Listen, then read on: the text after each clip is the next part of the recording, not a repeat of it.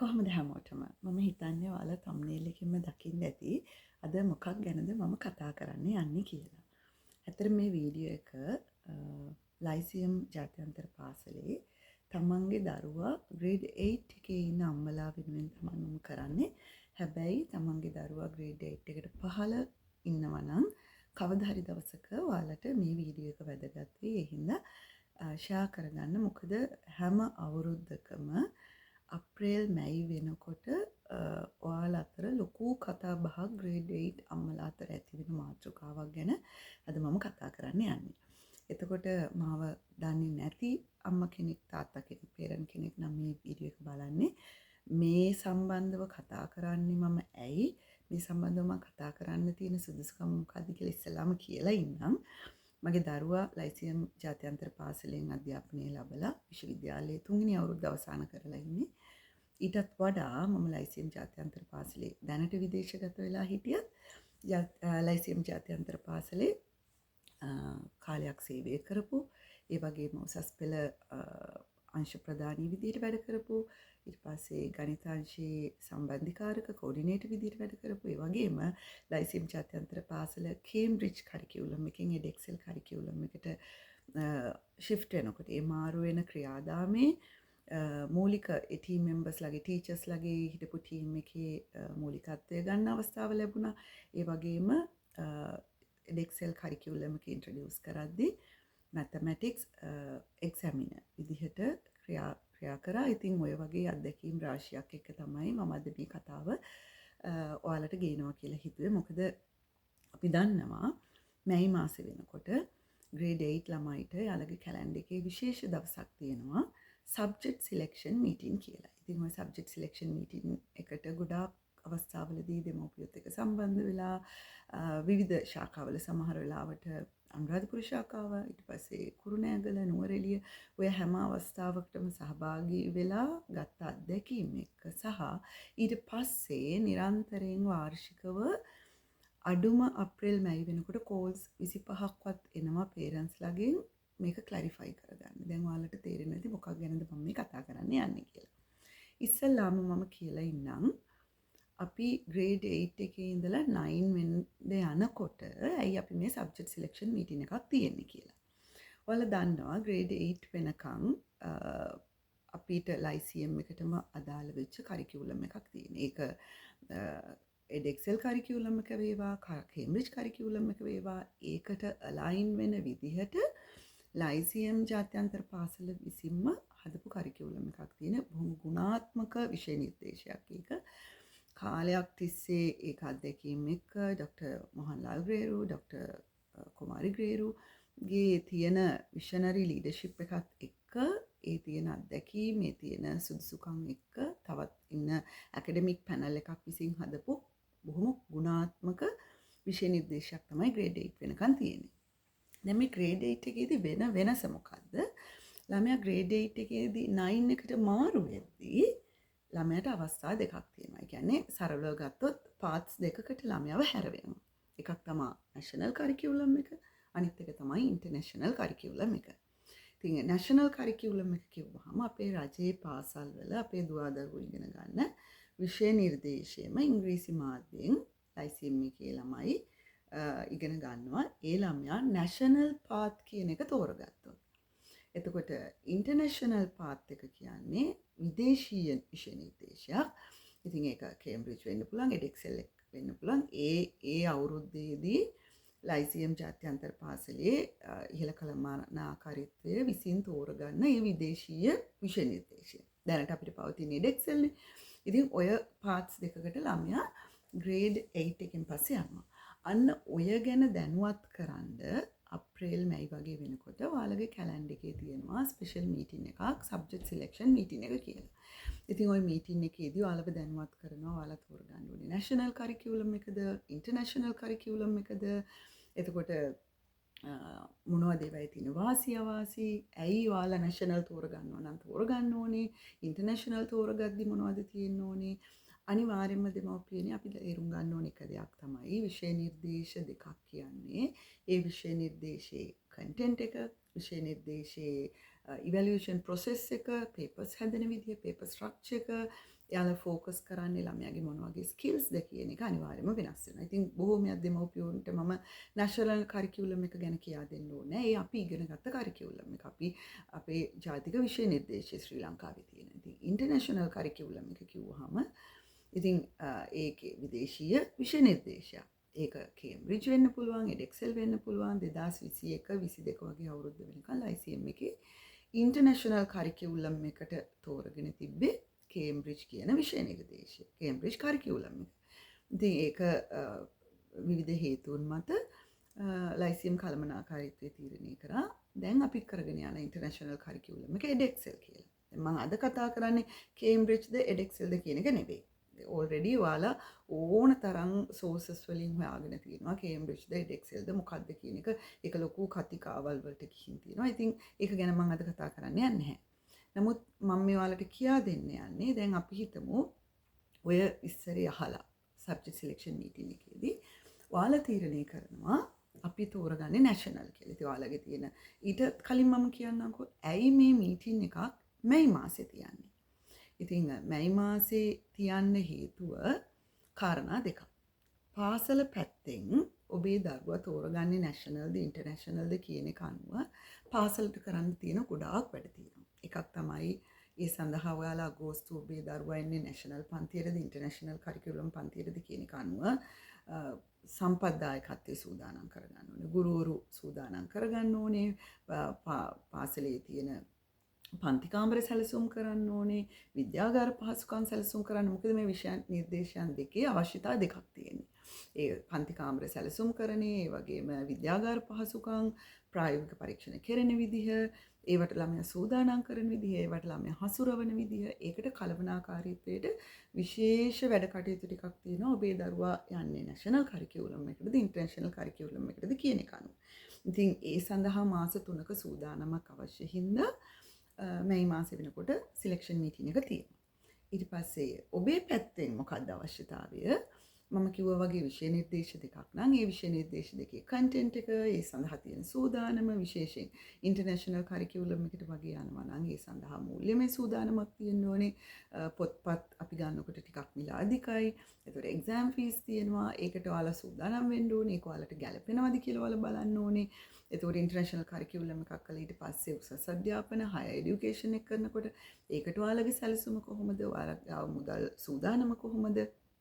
විශේෂයෙන්ම මේ කරිකියුලම් දෙකේ විෂය නිර්දේශ දෙකේ ළමයා හදාරනකොට ළමයාට තියෙන්න ඕනේ ස්කිල්ස් සෙට් එකක් තියෙනවා.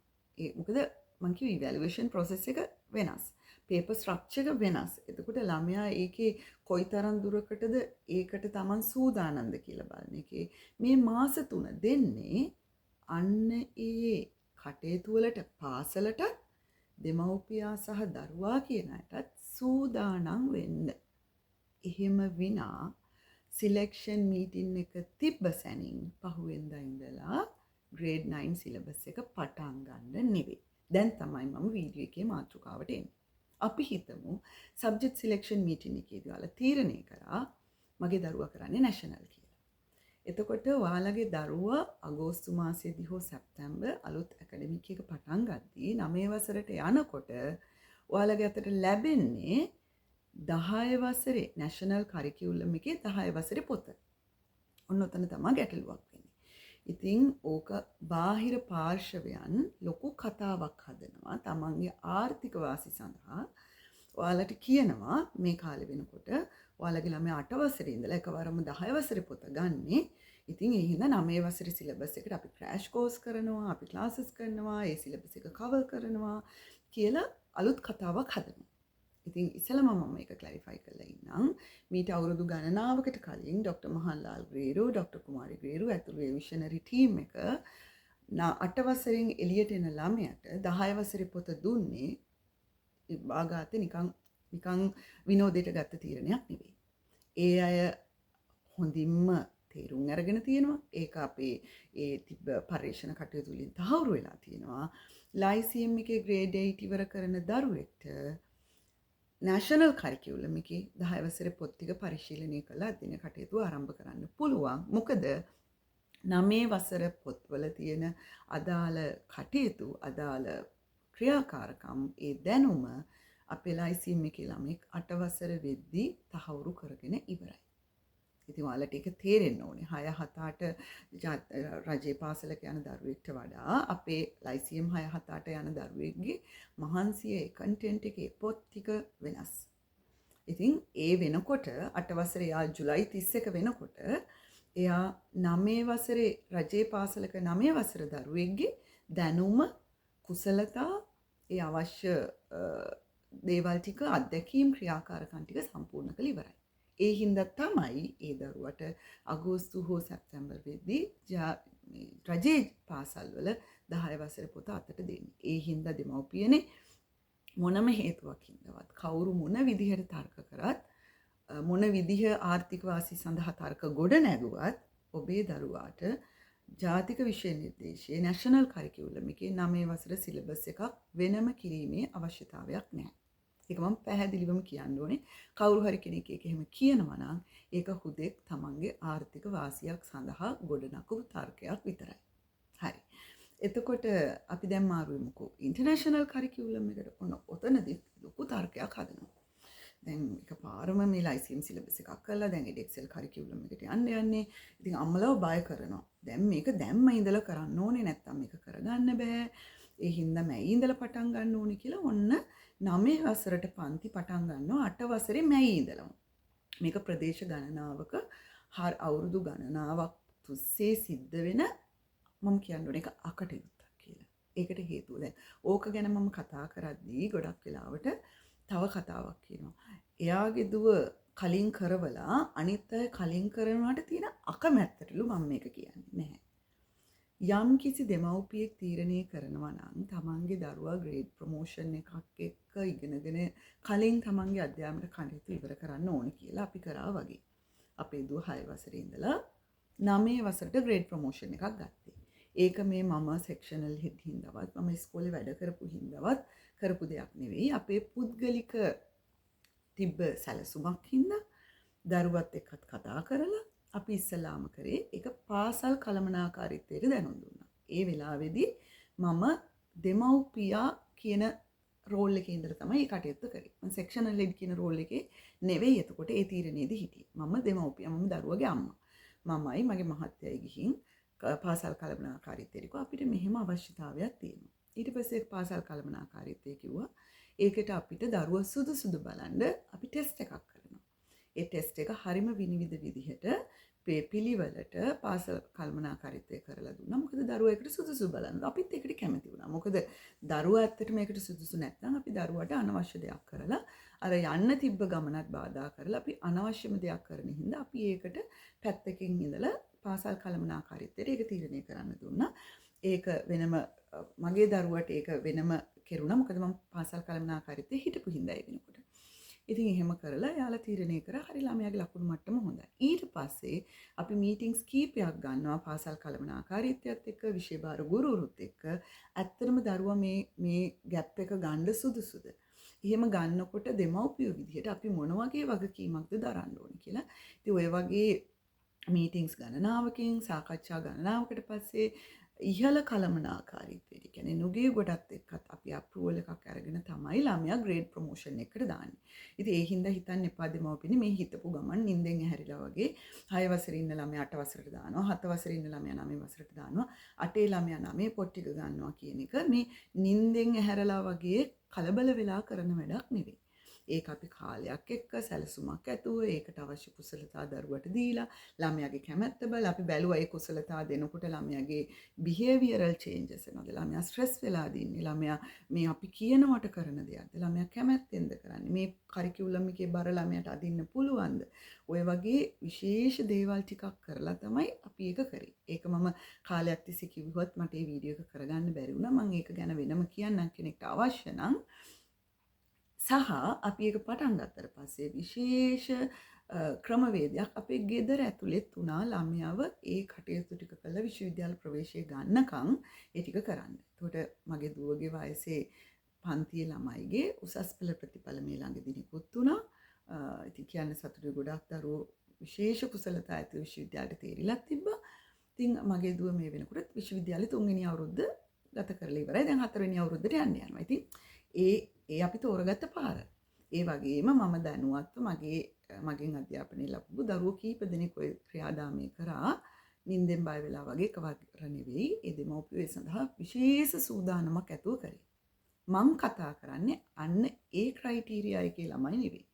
ඔයාලා තීරණය කළා තියෙනවා නම් ඔයාලගේ දරුවා රෙගියුලර් පාත් එකේ යන්නේ 6 7 8 ඊට පස්සේ 9 වලට දානවා කියලා දෙමව්පියනි හොඳින් මේක තේරුම් ගන්න. ඔයාලගේ දරුවා යන්නේ රෙගියුලර් පාත් එකේ නම් මම කාරුණිකව දැනුවත් කරනවා.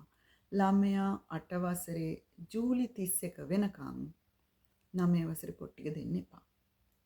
මොකද ඔයාලා 8 වසරේ අප්‍රේල් වෙනකම්ම ඔයාලගේ දරුවා රෙගියුලර් පාත් එකේ යවන්න හිටියේ. එහෙව් දරුවා එකපාරම 9 වසරට මාරු කරන්න එපා. මොකද මේ අන්තිම මාස 3 ගොඩාක් වැදගත්. ඇයි අපි මැයි මාසේ සබ්ජෙක්ට් සිලෙක්ෂන් මීටින් එක තියන්නේ? ඔයාලට මං කාරණා ටික කිව්වා. දැන් ඔයාලා මොකද කරන්න ඕනේ මේ මාස 3?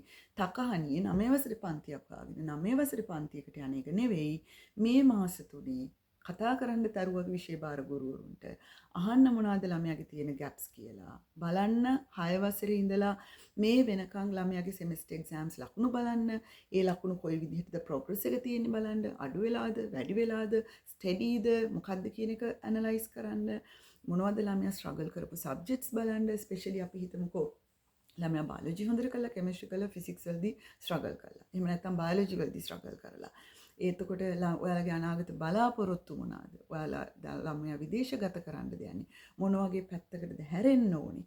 ඉතින් ඔය වගේ හිතන්න ඕන කාරණා එක මේ මාස 3 ගත කරන්න ඕනේ.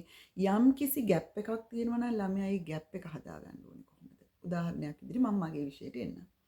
ඔයාලා මේ වෙලාවේ මේ මාස 3 කරන්න ඕනේ තකහණියේ ග්‍රේඩ් 9 එකට පන්තියක් වාගෙන යන එක නෙවෙයි.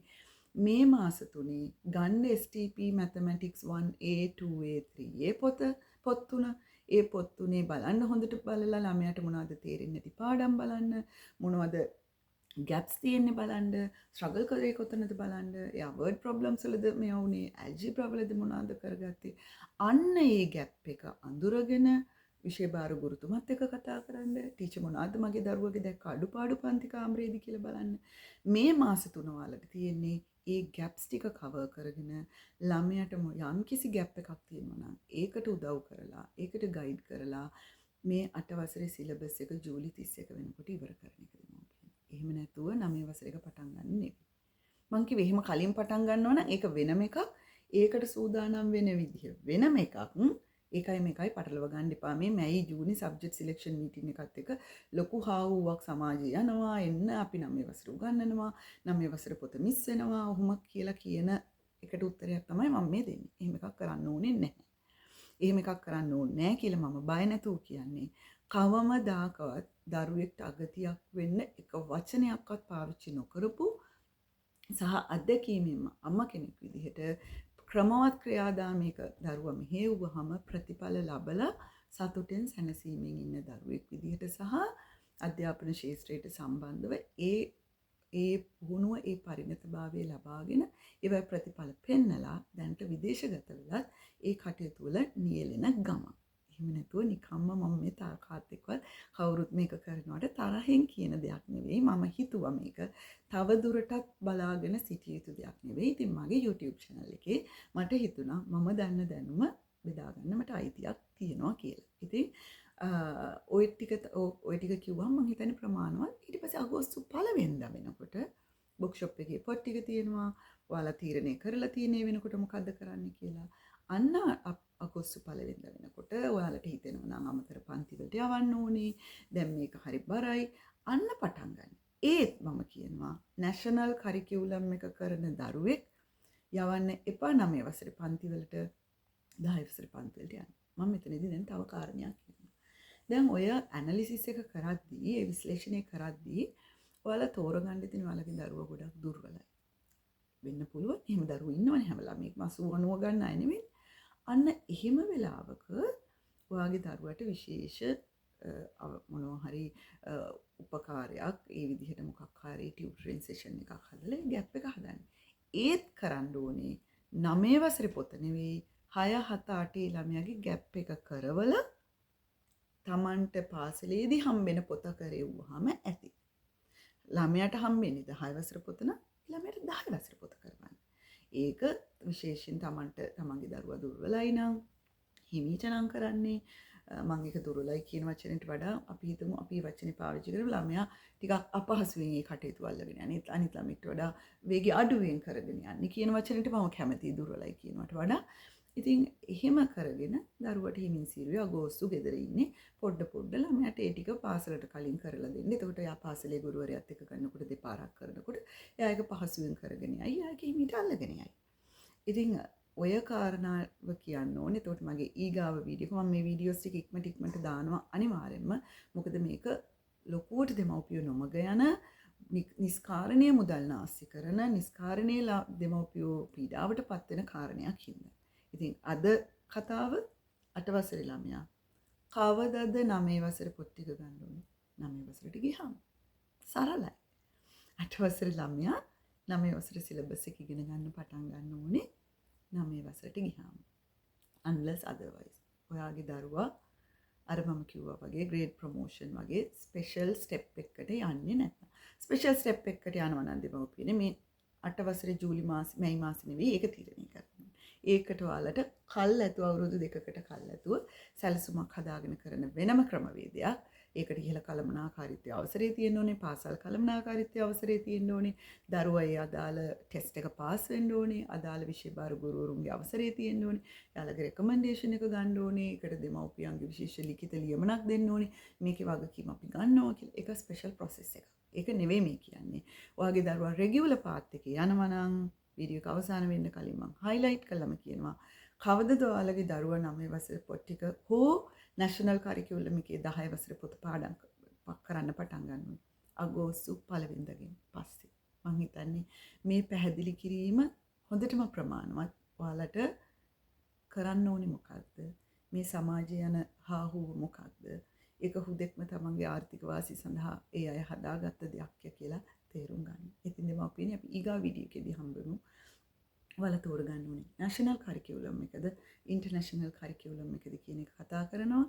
ඊට පස්සේ අපි කොයි මොන වගේ කුසලතාවද තියෙන්න ඕනේ මොනවද තියෙන වෙනස්කම් මේ curriculum දෙකේ කියන එක. ඔයාලට ඉස්කෝලේ මේක ඇත්තටම මම වීඩියෝ එකකින් කරන්න ඕනේ. මේක හරියට සංවිධානාත්මක වෙච්ච හොඳ මීටින් එකක්. හරීම effective fruitful meeting එකක් පාසලෙන් ගන්නවා. ඇත්තට මම ඒක කියන්න ඕනෙත් නෑ. නමුත් මම අර විදේශගත වෙලා ඉන්නකොට තියෙන මට මේ දැනුමත් එක්ක ඉන්ටර්නැෂනල් කරිකියුලම් එකද නැෂනල් කරිකියුලම් එකද කියන ඒ වගේ අමතර කාරණා ටිකක් කියන්නේ. මොකද ඔයාලට හොඳ මීටින් ඉන්සයිට්ස් ටිකක් ලැබෙනවා ඔයාලට සබ්ජෙක්ට් සිලෙක්ෂන් මීටින් එකේදී. ඒක මිස් කරන්න එපා. ඒකට යන්න ඒ දාට ගිහින් ළමයාගේ ගුරුවරු හම්බ වෙනවා. ඔයාලට මේකක් ලීෆ්ලට් එකක් ලොකු බුක්ලට් එකක් ලැබෙනවා. ඒක හොඳට ස්ටඩි කරන්න. ඊට පස්සේ ළමයාගේ ගැප්ස් අඳුර ගන්න. ඔයාලගේ හීන ඔයාලට ඒවට අෆෝඩ් කරන්න පුළුවන්. තමන්ගේ දරුවා එක වසරේ ඉඳන් හිටපු එහා පැත්තේ මේ පුටුවේ හිටපු ළමයා කරන දේ නෙවෙයි ඔයාලගේ දරුවා කරන්න ඕනේ. ඒ ගැන මම ඊගා වීඩියෝ එකේදී කතා කරනවා. ඉතින් දෙමව්පියනේ 8 වසරේ දරුවේ 9 වසරේ කරිකියුලම් එක කරන්න ඕනේ කවදද? 9 වසරට පාස් වුණාට පස්සේ.